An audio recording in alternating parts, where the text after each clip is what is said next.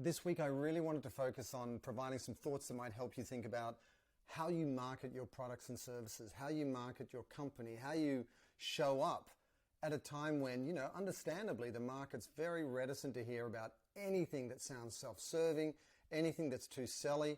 I mean, people have got literally, life and death on their minds. They've got the health and well-being of their loved ones. They've got their jobs or loss of their jobs, they're worrying about paying their bills. So what do you say? How do you go out there in the marketplace and not either annoy people or seem insensitive?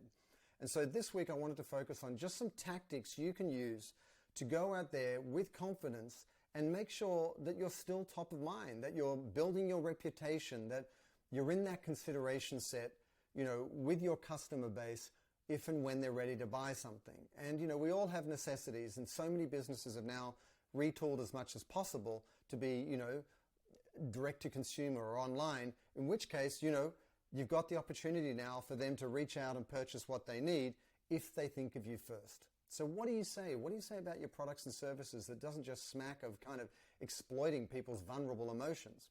Well, I looked at, how you talk about yourself and your company and your products at this time in terms of 4 quadrants. The first is, how do you speak to the virus itself, to the pandemic?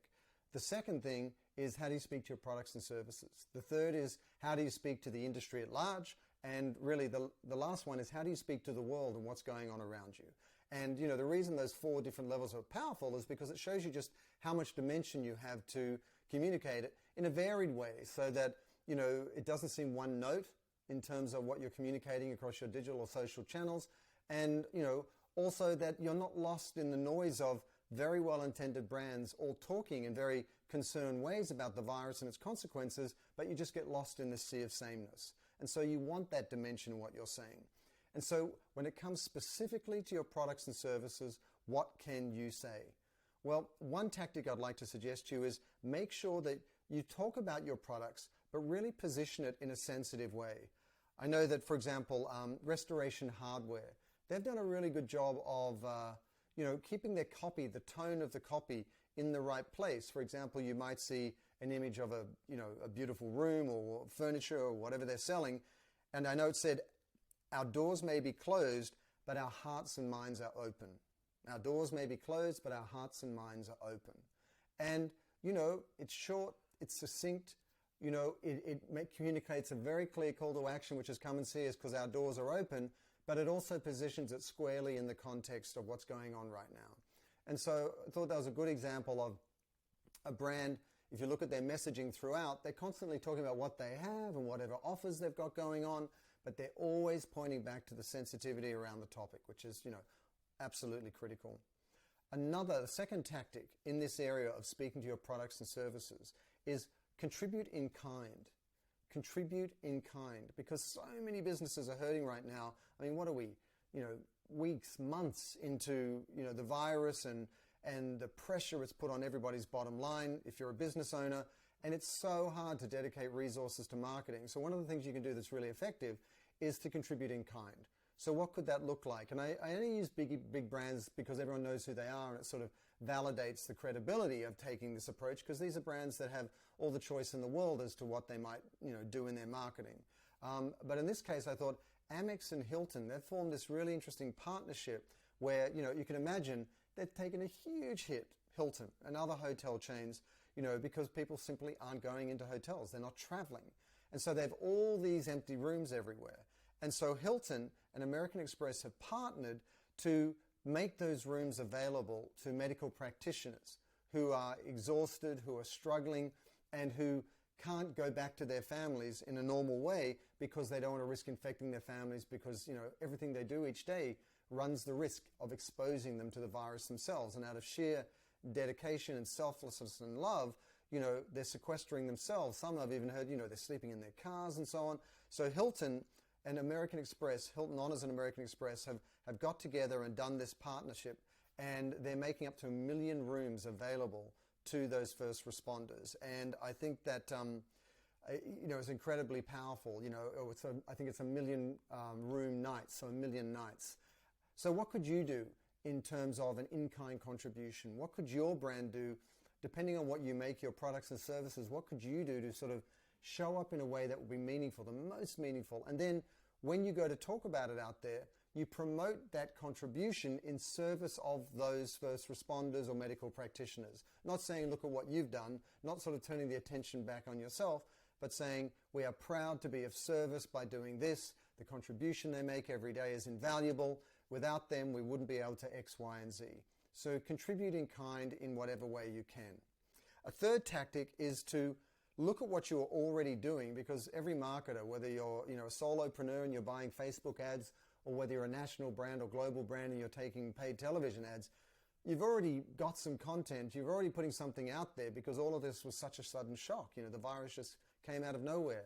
So how do you repurpose your campaigns? How do you show up in a way that's going to be, not only meaningful to people out there, but also leverage the very real investment you've already made into the content you're going to put out there if the virus hadn't come along? And I think a great example is the Bill Murray ad that Jeep did. I think it debuted at the Super Bowl.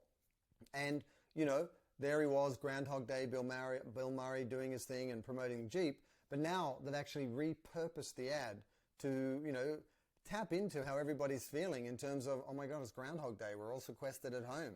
Every single day it seems like the same. So look at your campaign and see how your content can be repurposed in some way. Look at how you can put it out there, have some fun with it, have some humor, have some light relief. It doesn't all have to be stoic and serious all the time. It could be optimistic or uplifting messages. Not only look at how you repurpose it, but also look at how you could calibrate the tone to be of greater service to people depending on what content you already have. And then a fourth tactic is to, this is really available to everyone, which is to share uplifting stories. I was really heartened the other day. We at our office building, I know they've got the Ring security system. And you just think, you check out making sure your building's okay or whatever else it might be and that it's safe during this time. But I saw a campaign they put out there where they've actually, with the permission, obviously, of the people involved, they're celebrating the things that people are doing that are only caught on those Ring cameras. So they show like an old couple dancing together, keeping the romance alive in their 80s that's caught on the camera and shared. They showed meals and notes being left out for delivery people and people who are making the essential businesses possible. They shared video of people all coming out in their porch at night to applaud the medical practitioners, the first line of help to those who are suffering from the virus. So suddenly what was, an arguably serious and kind of necessary security brand became a platform for celebration and joy and the human spirit and all the different ways that humanity is showing up right now, which, speaks to the best of humanity.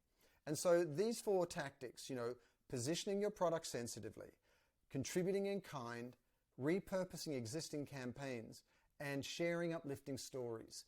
These are four ways that you can, with confidence, speak directly to your products and services. And that's in addition to what I shared on a previous video, which is how you speak to the virus itself and the pandemic itself and the four different tactics I mentioned there. So already you've got 8 different kind of tactics to leverage in terms of thinking through how do you communicate, through the pandemic so that you not only protect the health and well-being of everybody, but also you protect your business, which is really important as well.